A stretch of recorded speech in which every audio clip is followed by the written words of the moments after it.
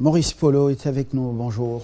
Bonjour, Moutafa Bialouma. Vous avez plusieurs casquettes, mais nous vous recevons sous celle de l'enseignant, à Boma. Boma, dans les temps, lorsque Stanley est arrivé, comment on appelait encore ça? Vivi. Vivi. Boma fut la capitale même Du pays. La ville des Boma, les enseignants de cette ville ont un souci. À quelques semaines de la rentrée scolaire, ils sont payés comme les enseignants du village.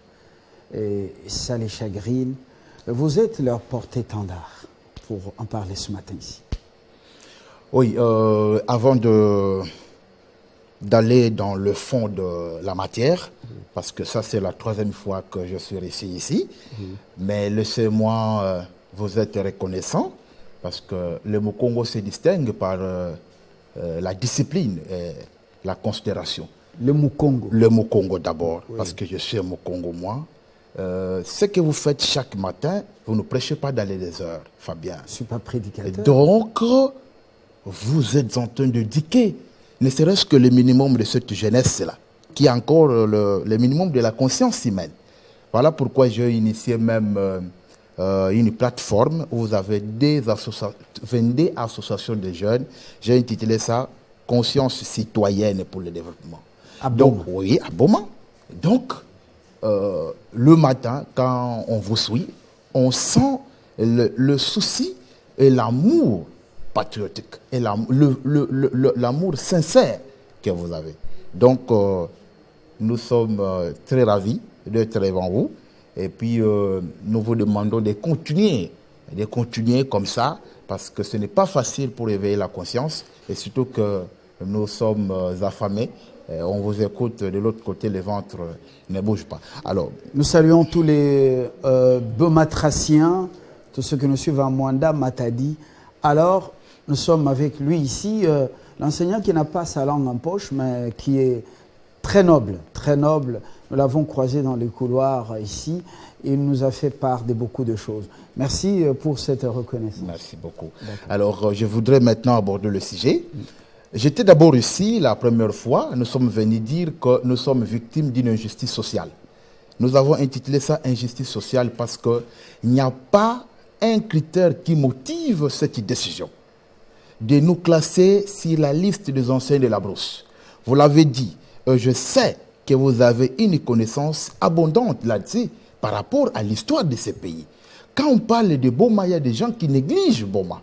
Or, Boma, c'est là où l'origine de l'histoire. C'est là où Stanley a foulé le premier pied. C'est là où vous avez même la première voiture, c'est à Boma. Vous avez la première école, c'est à Boma. Là où j'enseigne, l'UBM, ex-colonie scolaire. Nous ne comprenons pas, nous avions dit ceci, que Willy Bakonga a rendu un très mauvais service dans ce pays. Parce que c'est lui qui nous a classés sur cette liste-là comme des enseignants de la brousse. Et quand nous sommes venus pour la première fois, nous avons tenté de demander à Willy Bakonga, le ministre honoraire de l'EPST, expliquez-nous un peu le contenu de l'enseignant de la brousse. Qu'est-ce que vous comprenez, vous, d'un enseignant de la brousse? Il lui dit ceci. Un enseignant de la brousse, c'est un enseignant qui ne paye pas les transports et le logement. Mais c'est un scandale. Donc, à Boma, les enseignants de Boma ne payent pas le logement, comme s'ils dormaient dans les camps de l'État, que les écoles, lui, le maison qu'il a construit là-bas. C'est comme si c'est là où ils dorment. Les enseignants de Boma qui vous quittent, qui font 15 km le matin pour aller au travail, donc 15 km d'après le ministre de l'EPST Bakonga, cet enseignant qui fait 15 km ne paye pas les transports. On nous a privé l'argent de transport et le logement en faveur de nos collègues de Matadi. Donc au Congo central, l'histoire que vous aviez est falsifiée. Il n'y a qu'une seule ville maintenant au Congo central, c'est Matadi, d'après Bakonga. Et donc, cette situation a plongé l'enseignant de Boma dans un désespoir sans précédent. Les statistiques, parce que l'enseignant de Boma est payé, on lui donne 240 000, 230 000 francs. Ça, ce n'est pas un secret. 230 000 francs. Vous enlevez les transports et le logement que vous l'avez privé. Donc l'enseignant de Boma vit avec 160 000 francs. Alors, vas-y sur terrain. Avant même que je vienne ici, ce qui m'a encore donné la couleur pour venir ici. On vient m'appeler, je suis allé à la forêt assister à un enseignant qui est allé mourir à la forêt. Je pose la question. À la forêt de À Mayombe. la forêt de Mayombe, à la forêt à Boma. Parce qu'il enseigne de Boma avec 160 000 francs, incapable de vivre. Il est obligé de faire la forêt.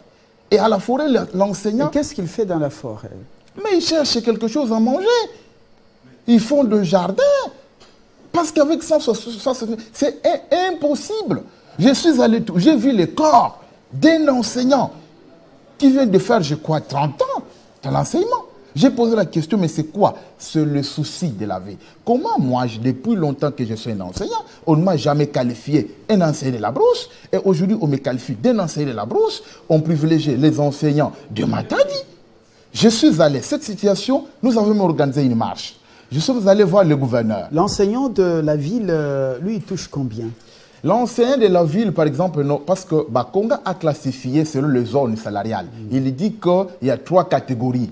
Je ne sais pas comment il est parti dans quelle mesure. Il dit que Kinshasa et Lubumbashi, c'est la première catégorie, le plan B.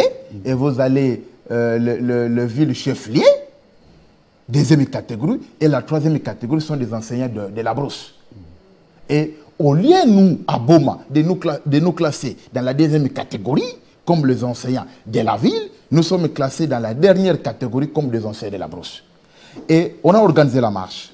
J'ai été appelé à Matadi. Je suis allé rencontrer le gouverneur Guiband dans son bureau de travail. Je lui avais expliqué ça. Je lui avais dit que vous devez prendre des précautions pour sauver la situation des enseignants. Est-ce qu'il ne s'est pas impliqué, M. Mbandou?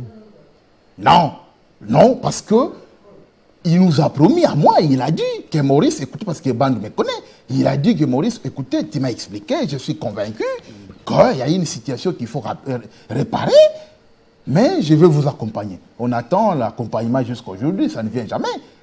Et on a quitté le gouverneur Guiband, nous sommes allés voir le président de l'Assemblée provinciale. À l'époque, c'était Jean-Claude Nwemba. J'ai été reçu par tous les membres du bureau, les députés provinciaux. J'ai expliqué, j'ai conduit même une délégation de 3 personnes. Mais ce n'est pas suffisant, parce qu'il n'y avait pas une suite favorable. Je suis venu ici à Kinshasa. J'ai eu le privilège, là j'ai sali quand même le ministre Moïse Nzangi qui m'a accompagné pour aller voir le ministre du budget et la vice-ministre de l'EPEST. Nous étions dans leur cabinet. Effectivement, la situation, au lieu de corriger une erreur, le gouvernement décide de corriger une erreur par une autre erreur. Laquelle? C'est-à-dire, là où je suis maintenant, il y a 2 catégories de personnes, il y a 2 catégories d'enseignants dans une même ville. Il y a une catégorie qui est payée comme les enseignants de la ville, il y a une catégorie qui vient de payer comme les enseignants de la brousse. C'est-à-dire, vous avez 45% qui viennent d'être payés, qu'on vient d'ajouter les 80 000 francs. Il y a 55% des enseignants qui n'ont pas bénéficié des 80 000 francs. Comment expliquer ça dans une même ville? Je ne comprends pas. Est-ce qu'on le fait sciemment?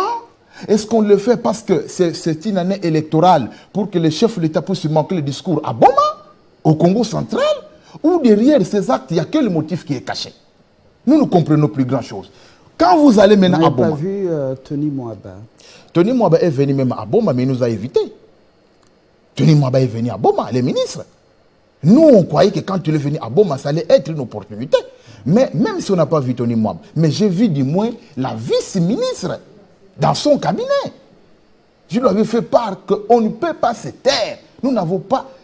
C'est pourquoi nous disons que c'est une décision politique. Alors, selon vous, le fait de marginaliser un bon nombre d'enseignants dans la même ville de Boma, ajouter un peu d'argent à quelques-uns et aux autres ne rien ajouter, laisser les abandonner dans la catégorie des enseignants du village, pour vous, c'est quelque chose qu'on a fait sciemment pour impopulariser le président Tshisekedi. Exact. Comment vous pouvez avoir un jugement trop fort comme ça? Non, ce n'est pas trop fort. D'abord, nous sommes partis, on a étudié les mobiles. Toute décision. Qui est derrière ça? Ah, Quelques membres du gouvernement central, vous devez ou comprendre ce sont que des personnalités politiques de Boma. pour votre gouvernement, Boma a été réputé vie de l'opposition hier. Parce qu'hier, nous avions fait l'opposition contre le régime. Pourquoi? Le souci et le calendrier du régime passé, c'est de réduire Boma à un village. 3 grandes décisions qui confirment notre thèse. Le port de Boma, qui faisait vivre la ville, a été détruit par une décision du Premier ministre, Matata Ponyo. Détruit le port. Parce que c'est ce port-là qui donnait l'espoir. Aujourd'hui, quand vous allez à Boma, je ne sais pas, Boma là, Boma que vous avez connu, ce n'est plus le même Boma aujourd'hui. Quand vous allez là-bas, c'est l'insécurité. C'est le désespoir. Parce que la jeunesse, le port détruit, les stades détruits, les stades où les Bamputu Trésor allaient jouer là-bas. Parce que même les championnats nationaux s'organisaient aussi là-bas. Les stades ont été détruits par un politique. Mais vous prenez... Il y a un stade qui était en construction là, non? À Boma. Oui. Mais non! Quand vous allez le stade... Jacques Abamoyen. Jacques Abamoyen, paix à son âme, heureuse mémoire, c'est vrai. On a vu les intentions qu'il avait. Parce que c'est par lui qu'on a détruit le stade, pendant son règne. Il avait l'intention de détruire pour reconstruire. Mais malheureusement, il a connu des pesanteurs politiques. C'est pourquoi on n'a pas construit. Donc quand vous allez à Boma, il n'y a pas un stade. À Boma, il n'y en a pas.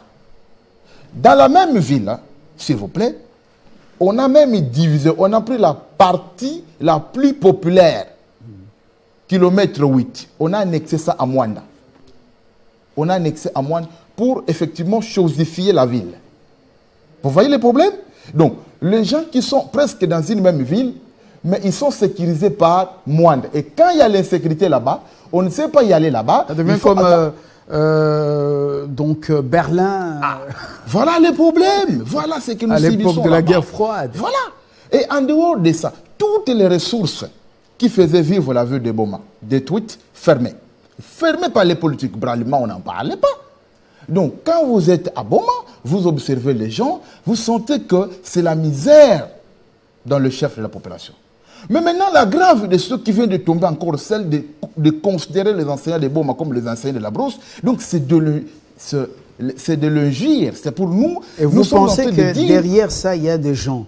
Derrière ça, pour quelles raisons? Derrière ça, il y a des gens parce qu'on nous a mis à genoux à cause de notre tendance politique. Et pourquoi nous avons dit, nous avons confirmé cette hypothèse? Simplement parce que Willy Bakonga, qui n'avait pas motivé sa décision pour nous convaincre pourquoi on devait nous payer comme des enseignants de la brousse, nous avons compris que le jeu du régime passé. Effectivement, vous allez vous rendre compte que c'est ça. Il était là. Votre tendance politique, c'est laquelle? Moi, Boma. Nous, aujourd'hui, Boma, c'est la ville acquise à Tshisekedi, le président de la République. Et moi qui vous parle, nous sommes en train de nous organiser pour accueillir le chef de l'État d'une manière officielle. Parce que depuis qu'il est président de la République, il n'a pas encore visité Boma d'une manière officielle telle qu'il le fait dans d'autres villes.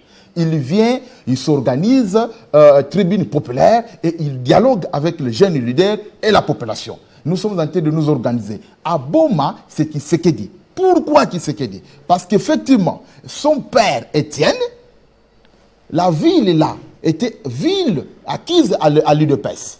Donc, si nous étions de l'opposition, le maître qui nous donne des orientations de l'opposition, c'est Étienne. Donc, le pouvoir de Félix, c'est notre pouvoir. Moi qui vous parle ici, j'ai perdu beaucoup de mes frères.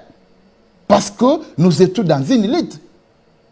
Nous étions dans une élite.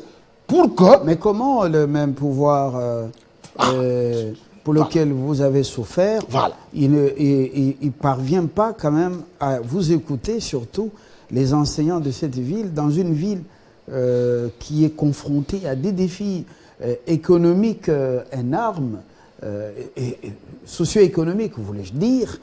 Comment vous peinez à être écouté? Bon, d'abord, nous sommes les orphelins parce que nous avons très mal fait le choix de nos représentants. Parce que les députés ne vous défendent pas? Non, parce que le combat ici, en réalité, c'est un combat qui devait être porté par nos représentants. Parce qu'eux, ils ont un statut obligeant Parce que La ville a combien de sièges? vous avez 2 sièges au niveau national et 3 au niveau provincial. Même dans les élections de Ouais, 2023, ouais, ça vous n'a avez pas gardé les mêmes, On a gardé le même, les mêmes siège. sièges. Exact. 2 nationaux et 3 provinciaux. 3 provinciaux. Exact. Justement. Vous avez un mot à dire dans la gestion de la province. Même, oui, dans la gestion de la province. Parce que le vote du gouverneur du Congo central compte beaucoup sur Boma avec 3 députés provinciaux. Exact. Et puis, les 2 nationaux. De tous ces élus, 5, et à Matadi et à Kinshasa, personne ne défend votre cause. Personne. D'ailleurs, quand vous avez posé la question de la gestion de la province, je commencerai par les députés provinciaux. Ils font la honte, tous les députés du Congo central. Nous sommes la première province qui fait la honte de la République, qui vient de changer 3 gouverneurs à un seul mandat, régime du président Félix. 3 gouverneurs. On a commencé avec Mbuta Atumatubwana. Ça ne marchait pas. Il y avait un problème avec le président de l'Assemblée provinciale. Finalement, il est parti.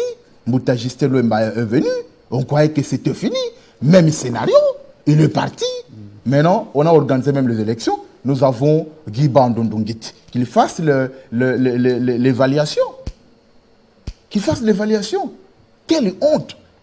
Vous avez des députés sans idéal. Parce que même nous voyons dans nos maisons, vous avez maman et papa, ne pensez pas que les problèmes, il n'y en a pas. Il y en a. Mais comme les deux se sont fixés un idéal, ils se supportent. Ils se font des concessions. Mais chez nous, allez-y, je crois que toute la République démocratique du Congo, c'est la première province qui vient de changer 3 gouverneurs à un seul mandat du président. Et le chef de l'État doit ouvrir l'œil. Parce que jusqu'à aujourd'hui, nous ne voyons aucun chantier qui suscite l'espoir pour nous, la population. Nous ne voyons pas le chef de l'État quand il vient au Congo central. Il va commencer par où? Donc il n'y a rien qui se fait. Qu'est-ce qu'il va présenter? Depuis le départ de... Atumatubwana? Le départ de Mbadou. Mbadou? Jacques Mbadou. Jacques Mbadou. Bon, c'est comme... je ne veux pas être vulgaire pour dire qu'il y a un principe qui dit que Bato bien, Baoum l'a raté. Parce que Mbadou, là, c'était l'espoir. Sincèrement. C'était l'espoir de la jeunesse, de la ville et de la province. Mais aujourd'hui, depuis le départ de Mbadou, nous sommes dans un désespoir. Et donc, nous avons appris qu'il y a un port à eau profonde dont on ne comprend plus. Les choses n'avancent plus. Nous avons appris qu'il y a la construction de barrage Grand Inga où on ne comprend plus. Vous avez le gouverneur Guibandou qui est là. Moi, j'étais à Matadi, moi qui vous parle, je le rencontrais. Je suis parmi les gens qui ont apporté quand même le soutien par rapport à sa campagne. Mais le programme qu'il avait présenté là, je ne sais pas si ces communicateurs viendront ici, viendront dire quelque chose. Et surtout que son communicateur, même quand vous l'appelez, ne prend pas le téléphone.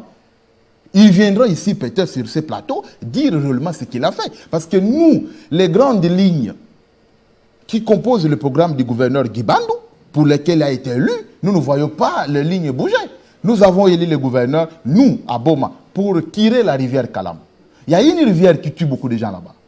Il y a des gens, quand il y a la pluie, donc vous devez vous attendre à des morts, en cascade.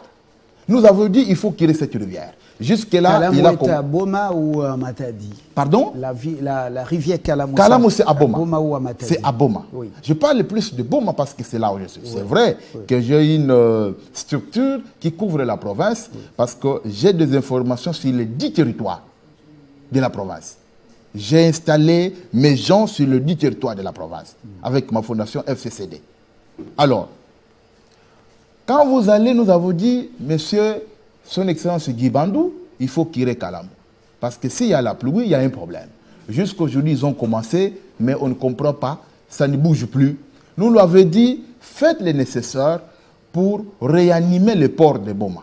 Parce que le port de Boma, c'est là où il y a la vie. C'est vrai que nous avons vu le ministre provincial du transport se battre.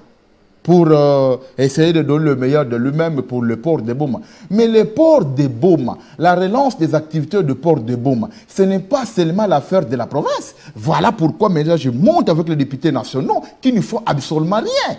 Parce que les députés nationaux, ce sont eux qui devaient appeler le ministre national du Transport pour lui poser la question, qu'en est-il de la situation du port de Boma? Moi-même qui vous parle ici, je suis allé rencontrer Michel, qui était le conseiller de Sherbet Okenepe à Sonam, à l'époque ministre du Transport, pour lui poser ses problèmes.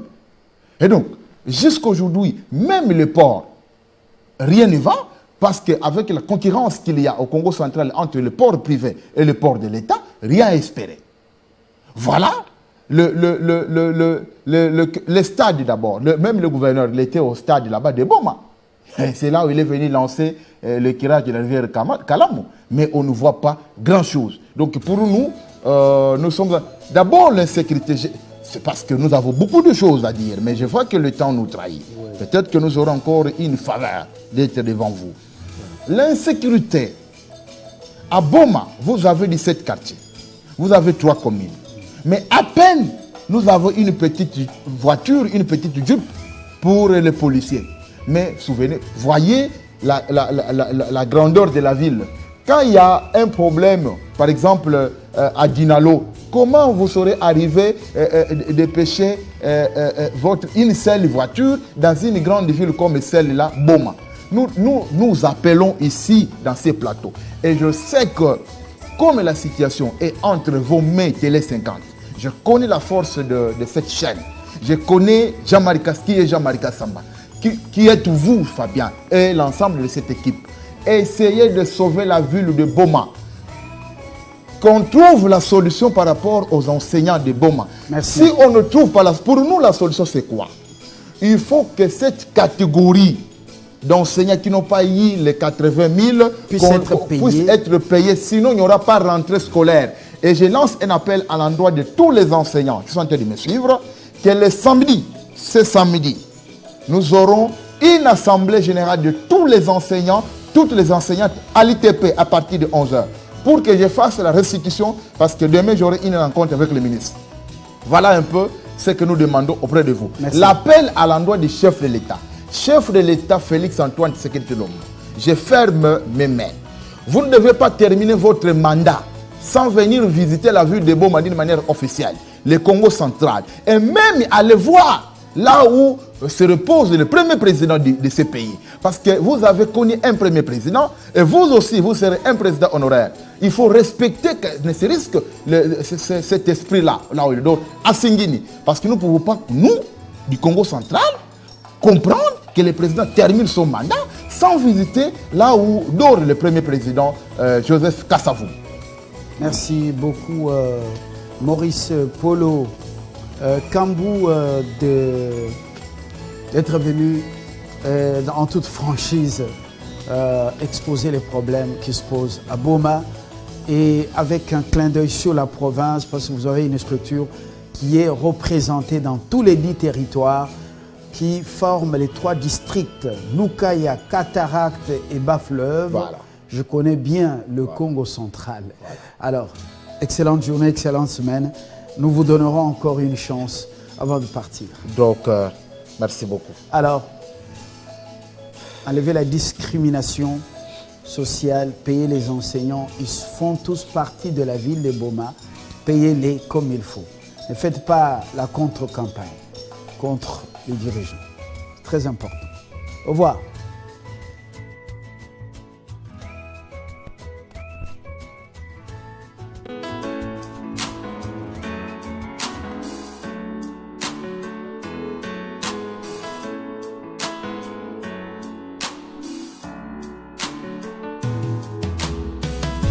Aujourd'hui c'est ton jour, happy birthday.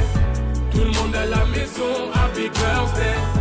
Avec moi nous fêtons, happy birthday. C'est maintenant ton moment, happy birthday. Aujourd'hui c'est ton jour, happy birthday. Tout le monde a...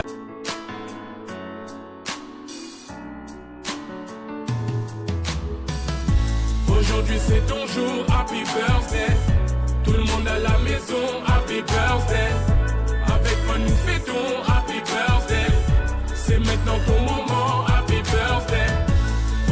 c'est ton jour, happy birthday. Tout le monde à la maison, happy birthday. Woo, woo, woo, woo.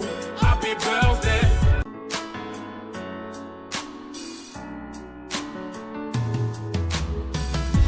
Aujourd'hui c'est ton jour, happy birthday. Tout le monde à la maison, happy birthday. Avec moi nous fêtons, happy birthday. C'est maintenant ton moment, happy birthday. Aujourd'hui c'est ton jour, happy birthday. Tout le monde à la maison, happy birthday. Woo, woo, woo, woo. Happy birthday. Woo, woo, woo, woo. Happy birthday. Personne ne peut oublier, c'est pas juste pour les billets. Aujourd'hui c'est ton jour, c'est ton meilleur jour pour briller. Il faut chanter, faut crier, il faut danser, faut prier. Aujourd'hui c'est ton jour, des messages d'amour par milliers. Et t'auras toute la nuit, et plus rien ne compte. T'auras encore tout.